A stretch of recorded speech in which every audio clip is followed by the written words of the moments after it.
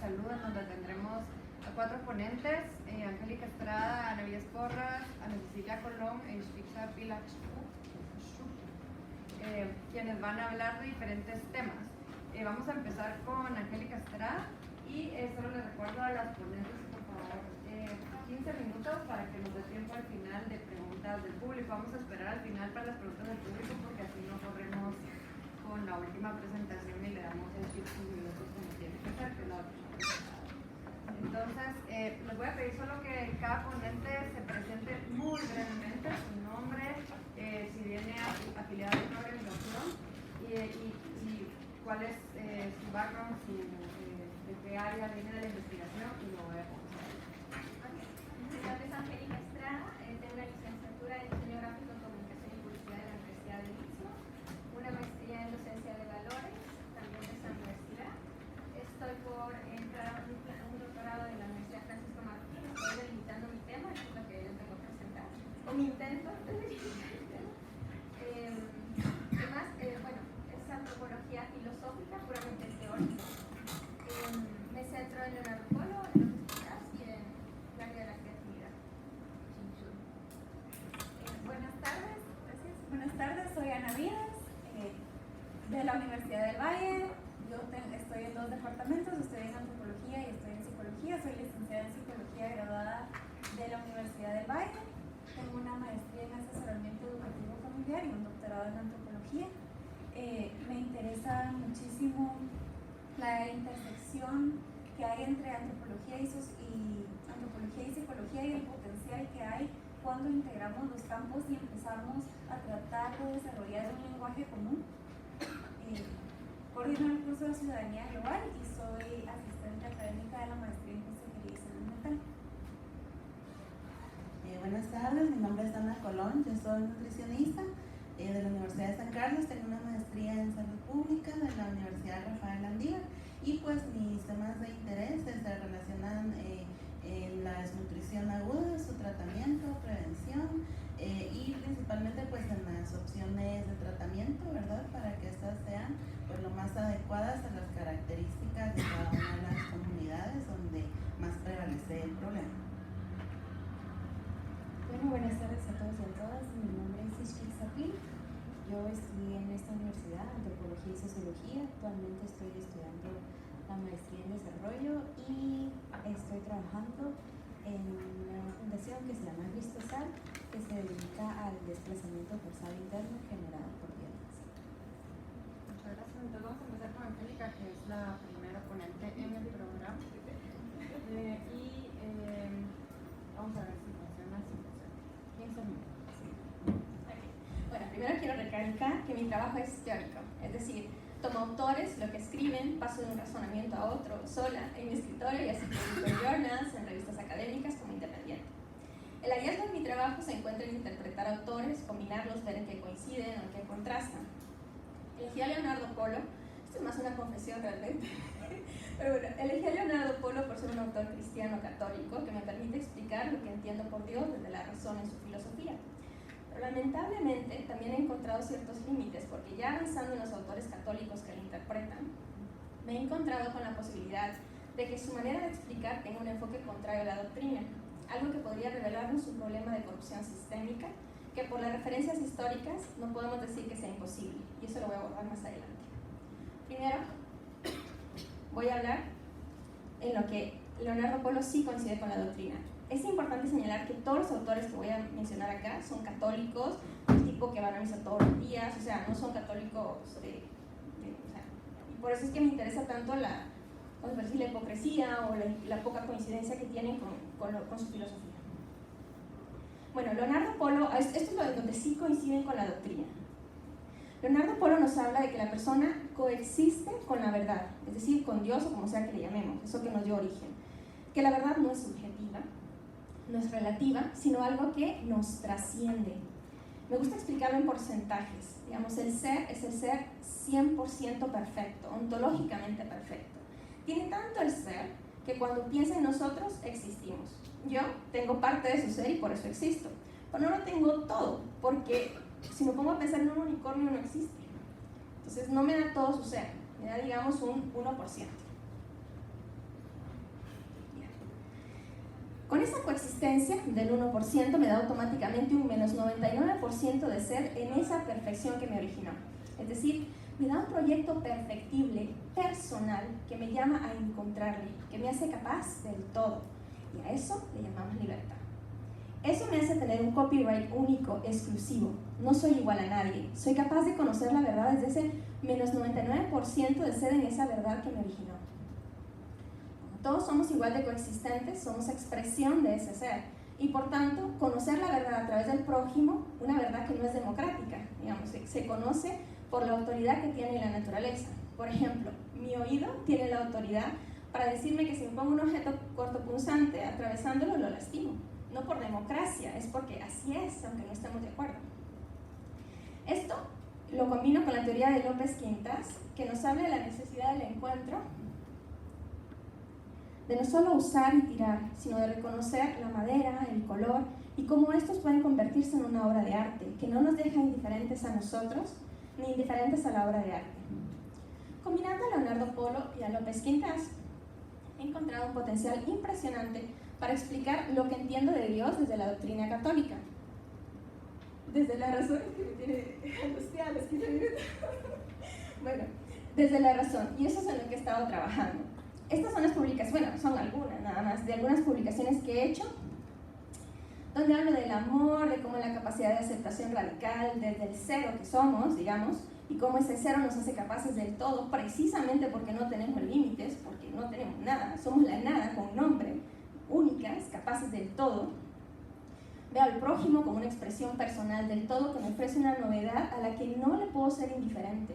Por eso requiero un diálogo, una apertura, una necesidad de no clasificarnos, de no amalgamarnos, de dejarnos ser únicos, como lo propiamente humano.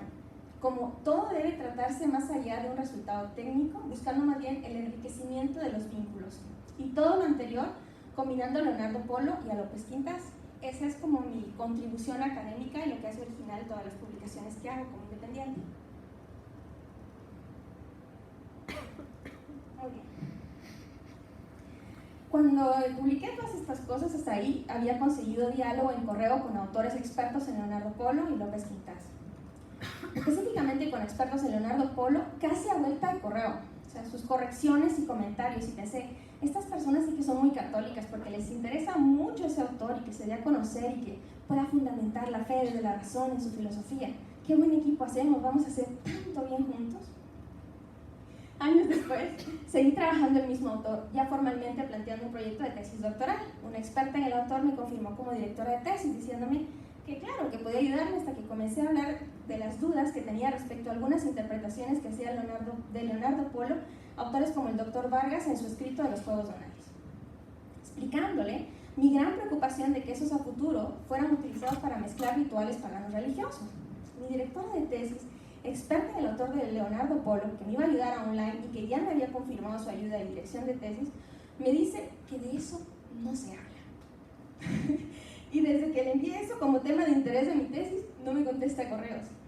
Otro profesor que es más experto en Leonardo Polo me dice que sí me va a ayudar en todo lo que necesite, pero hasta hoy no logro que se pronuncie ni a favor ni en contra de la doble interpretación posible que detecto de los escritos del Dr. Vargas, y en cómo esto podría utilizarse o se puede utilizar para justificar o fundamentar una mezcla de rituales paganos religiosos mesiánicos. La persona con la que estoy comenzando a perfilar el tema de tesis doctoral en la Universidad Francisco Marroquín me dice que mejor no me meta con la iglesia y que la posible masonería o mezcla de ritos quizás piensa que es porque que yo lo veo, quizás es porque piensa que está en todas partes, pero yo no tengo nada en contra de los masones, en contra de la academia, en contra de la empresa, en contra de los satánicos, donde quiera. Viva la libertad, pero en la iglesia y en autores católicos. No podemos decir que no pueda suceder porque ya pasó con los sacerdotes de Moisés en los 40 años del desierto, que es figura de lo que sucederá al final de los tiempos. Me pongo a pensar, bueno, ¿y será que eso ya está pasando? Que exista un ecumenismo de la amalgama, en mezcla de ritos illuminatis, masones, de magia. Investigo Revelaciones Marianas, que es la página web que compila las revelaciones personales, y me encuentro con que hablan tranquilamente de que existe una masonería pseudocristiana que explicaría perfectamente los abusos a niños. Mi preocupación entonces aumenta, pues los autores católicos que interpretan a Leonardo Polo, que antes contestaban a vuelta de correo, ya no me contestan sobre ese tema. Y quizás sea imaginación mía, pero algo sucede. Me pongo a pensar, ¿qué pasa si ya se estuviera dando? ¿Cómo se puede resolver? Recuerden que esto es algo preliminar y es un enunciado de tesis doctoral, pero así de preliminar, puedo pensar que lo que puede ayudar es el conocimiento integral, desde la ley moral natural, desde la doctrina pública. Por ejemplo, tengo un curso de ciencia y fe, y ahí dicen que la metodología de la ciencia y la fe son distintas. Yo no estoy de acuerdo. Si hay algo que cura o enferma, debe publicarse. Sea un ritual médico, pagano, religioso, debe publicarse y verificar tanto que el resultado como el procedimiento sea legítimamente humano y legal. Viva la libertad religiosa, pero hay que reconocer que somos corruptibles. La Iglesia del Dios perfecto ya se ha corrompido y necesita fiscalizadores. ¿Qué tal si poderes religiosos, políticos, económicos hoy están unidos para buscar resultados? Poder, seguidores, recursos como lo hicieron al final de los 40 años los israelitas de alguna manera, que de alguna manera es figura del final de los tiempos. ¿Qué tal si la profecía sobre este ecumenismo de la amalgama ya se está realizando? Históricamente por lo menos es posible. En el Salmo 106 hablan de cómo sacerdotes de Moisés y quienes estuvieron en los 40 años del desierto son acusados de haber inmolado a sus hijos, derramado sangre inocente, de usar prostitutas sagradas, mezclando rituales paganos. Vemos en Apocalipsis una profecía de Nueva Babilonia que negocia con lo sagrado, una gran prostituta que negocia con telas y madera, que son, curiosamente, exactamente las mismas cosas que Dios pide para hacer el arca de la alianza, es decir, su presencia en la tierra. Para una persona protestante o atea, el pensar en la corrupción de una autoridad religiosa católica es obvio, pero para alguien católico no lo es, y es parte de lo que nos advierten los profetas y la doctrina misma católica. Le comento esto a mi hermano, y me dice, eso es muy controversial, mejor hablarlo desde una película. Y me recomienda Batman vs Superman y el planteamiento ciudadano de cómo controlar a un semidios, alguien que tiene que ponerse, alguien que tiene poderes más que otros, pero que deben ser estos sometidos al bienestar de la comunidad en diálogo abierto desde las leyes ciudadanas. Como este es un estudio que apenas estoy iniciando, teóricamente estoy tratando de observar cuál es el mejor lenguaje o aproximación que puedo hacer para tratar el tema abiertamente. Pues no me interesa saber detalles de corrupción, sino cómo prevenirla o tratarla. Si se generalizara, y bueno, por eso propongo hacer un análisis entre la libertad, la noción de autoridad y la potestad. Me gusta cómo habla este columnista de La Razón, pues comenta de los abusos de la potestad al separarnos en grupos para que peleemos y que nuestro grupo gane. Sin la autoridad de la verdad en la naturaleza, podrían estarnos pasando ya hoy que satánicos, católicos y todos desde sus trincheras hagan lo mismo para obtener poder, sometiéndonos y haciéndonos perder la noción de persona única, amalgamándonos a un sistema en el nombre de lo que llaman perfecto, olvidando las leyes de la ciudad, que nos permiten un desarrollo humano y una fiscalización necesaria para evitar corrupciones sistémicas. La autoridad es un bien en sí mismo que podemos encontrar desde la coexistencia en el ser que nos da en proyecto la libertad de alcanzarle, desde un diálogo abierto a los demás, no solo desde un sometimiento a un líder, pues la verdad personal del ser está en todos. La ciudadanía debería tener desde ya la ley moral natural, desde las leyes de la ciudad, desde la misma doctrina, la autoridad para pronunciarse ante posibles abusos de autoridad, con libertad para meterse en todos los ámbitos, especialmente en los religiosos. Hay un reportaje de la BBC que salvó a esta niña, Trokoshi, que fue enviada a un santuario para ser sacrificada por el bien de la tribu, para pagar el mal que había hecho su tío. Gracias a un reportaje la adoptan, la sacan de ahí, y años después, ¡ay Dios!, llega a conocer a las personas de su tribu, entre ellas una señora mayor que le asegura que sacar a una niña y sacrificarla, al sacarla hay menos muerte de niños y más cosechas. Me pregunto, ¿qué tendría que pasar en la Iglesia Católica, en la economía, en la academia, para que en busca de resultados podamos tener una interpretación ambigua y que hagan rituales perversos? Yo no sé si pasa, pero el peligro no es que pase, pues satánicos y masones posiblemente ya lo estén haciendo en rituales. Son técnicas llamadas paganas por los católicos, como los descritos en Deuteronomio o el Salmo 106. Del comer fruto de los abortos, la sodomía, los sangrados. El problema es que si lo practican en la iglesia católica, pues si yo llevo a mi sobrino a un club satánico de brujería, ya más o menos sé lo que puede pasar. Es decir, viva la libertad. Pero si lo llevo a un club de jóvenes de lectura bíblica y le hacen lo mismo que le harían en un ritual satánico, es que ya no tengo libertad para elegir, es que ya todo da lo mismo. Lo planteo al que me confirmó como director de tesis para estudiar a Leonardo Polo y me contesta que de eso no se habla, como ya les dije. Si le dijera que el Papa es extraterrestre, me diría que no es verdad a vuelta de correo. Pero ¿por qué en este caso tanto silencio? Y no es la única que me contesta así. Hoy en día, los abusos infantiles de los sacerdotes lo ven como algo aislado, como perversiones de un pobre sacerdote que no tiene mujer. Pero ¿no podría esto tratarse de una mezcla de rituales profetizada que ya ha sucedido antes de entrar a la tierra prometida y que está escrito como figura de lo que sucederá al final de los tiempos?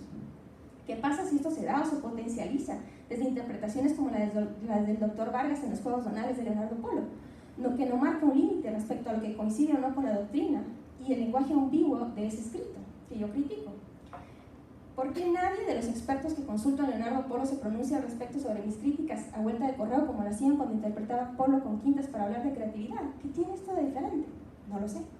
Pero si esta crisis de corrupción sistémica ya está pasando, posiblemente pasa por una crisis en la familia. Hemos perdido la noción de pertenencia incondicional y la persona, por quererse sostener de algo, se sostiene del trabajo, de la religión, de la academia. La diferencia es que con la familia comprendes la infalibilidad papal. Sabes que tu mamá puede darte buenos consejos, ser impuntual y al mismo tiempo ser parrandera. Distingues lo que puedes o no seguir, o no te amalgamas. No tienes el miedo de opinar distinto porque conoces la seguridad de tener un hogar donde no te sacan, donde te aman incondicionalmente. La necesidad de pertenecer hace que busquemos lisonjear al jefe, al rector, a la autoridad religiosa, no sea que me saquen. Porque si me saca de ahí, ya no tengo a dónde ir. Esto promueve la clasificación, un olvido de lo personal, de la coexistencia, del ser único y la capacidad de aportar algo nuevo. Pues buscamos algo que vaya con lo que conviene al grupo o a la ideología de la academia, donde estamos con lo que al jefe le gusta. Me pregunto, ¿podríamos llegar a los extremos descritos en el Antiguo Testamento y a los profetizados por el Apocalipsis, de negociar con lo sagrado, comer el fruto de los abortos, bailes perversos, sangrados, provocados para el beneficio religioso o académico? Me quedan 2 hojas. Si esto es así, lo único que nos puede salvar es el papel de la academia. Y un poco deprimida por no recibir respuesta de lo que quería sobre mi tema de tesis, me meto a Facebook y veo la convocatoria del 10º coloquio y digo, voy a ver qué tan censurados estamos en Guatemala del tema. Voy a meter mi ponencia a ver qué dicen. Y esto es para mi test. Como conclusión previa al intento para perfilar mi tema de tesis doctoral, que es todo lo que les he dicho, podría decir que lo que nos puede salvar de una crisis sistémica generalizada es este tipo de actividades, pues desde ellas que se puede poner sobre la mesa la ley moral natural, la doctrina, la academia, y que la condición para que pueda darse es que se haga público, pues de nada sirve que a mi saber algo que no puedo debatir o hablar libremente, para usar la metodología de la ciencia en la religión y no permitir que personas se enfermen o curen desde rituales ilícitos en el nombre de un Dios perfecto, confundiendo los mandamientos y haciendo a las personas cómplices de rituales que ya nos advierte la misma doctrina católica de su existencia. Iglesia como tal no es una jaula de mármol. Iglesia es eso que busca la verdad, ama la verdad y comunica la verdad. Existe la figura de la iglesia remanente triunfante, que está en la Biblia, como ese grupo de personas que al final se unen.